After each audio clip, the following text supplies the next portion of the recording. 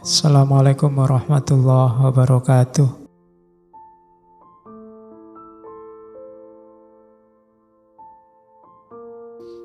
Terus, ini tadi yang saya bilang, apa sih yang salah dari Mak? Katanya Cokro, kesalahannya Mak adalah mengingkari Tuhan dan fokus hanya pada materi. Dan itu pasti bukan kita. Katanya Mak, agama itu hanya untuk mengalihkan perhatian kelompok budak, kelompok buruh. Jadi agama itu sumber masalah. Padahal dalam Islam tidak begitu. Agama itu sumber solusi. Jadi kalau hari ini agama sering jadi sumber masalah, posisi kita kayak kelompok Mak dan kawan-kawan justru memposisikan agama jadi sumber masalah. Harusnya agama itu sumber solusi. Ada masalah, kita lari ke agama. Kira-kira apa jawaban agama? Hari ini sebaliknya. Agamanya yang jadi masalah. Nah terus kita larinya kemana? Jadi dikritik oleh Pak Cokro. Jadi enggak, Kalmak keliru. Kita enggak mungkin ngikut Kalmak. Karena kita percaya Tuhan. Tidak sekedar sebagai pelarian.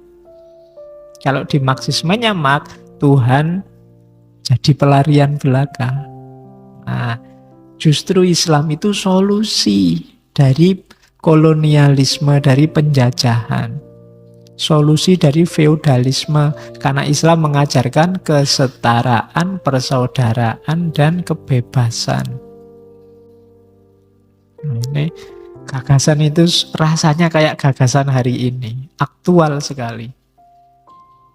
Ya memang beberapa kalangan kan menghidupkan lagi cara berpikir seperti ini. Meskipun jauh sebelumnya ternyata para founding father-nya Indonesia sudah punya gagasan-gagasan jernih semacam ini.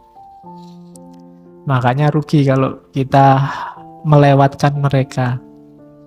Banyak mutiara yang bisa kita ambil dari mereka. Terus, ya karena meskipun mengkritik Mak bukan berarti karena Mak kan mengkritik kapitalisme. Bukan berarti terus pro kapitalisme. Cokro tetap juga anti kapitalisme. Kenapa? Kapitalisme itu pasti tidak Islam. Buktinya apa? Islam antipati terhadap yang namanya riba. Riba itu bahasa kasar dari mengambil keuntungan dari orang yang tidak berdaya. Tidak punya jalan lain. Karena dia sedang butuh. Itu kan bahasa kasarnya riba. Yo nanti debatlah itu hari ini tentang apa bang itu riba, itu urusanmu, debat dewe. Tapi yang jelas sosialisme versi Pak Cokro dia mengkritik praktek-praktek penghisapan, penindasan, memanfaatkan kelemahan orang lain untuk keuntungan kita. Kalau bahasa agama, kezoliman di level apapun itu dikritik habis-habisan oleh Pak Cokro. Dan Islam anti kapitalisme. Contoh paling kelihatan adalah ketika Nabi menyuruh membebaskan para budak.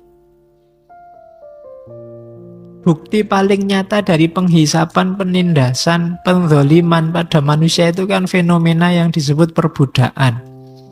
Manusia bisa diperjualbelikan. Yang beberapa waktu lalu dipraktekkan oleh kelompok ISIS itu kan, yang ada pasar budak.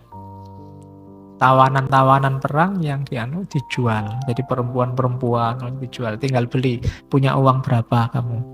Jadi itu fenomena perbudakan ini kan jual beli manusia.